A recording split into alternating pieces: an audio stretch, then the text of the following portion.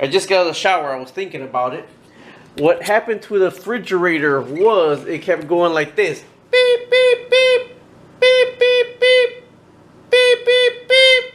Just like that. If you didn't hear it that time, it was like this. Beep, beep, beep. Beep, beep. You're like, what the hell's going on? So, of course, you look online, it says you need to change your water filtration system. It was pretty nasty, so we did change it anyways. But here's the problem, what it was.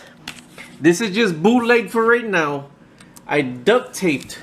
This is the little switch on and off. If you leave it open, let me see. Ah, open up. You get all your lights and everything like the door is open, okay? Apparently this side right here is pushed in a little bit more.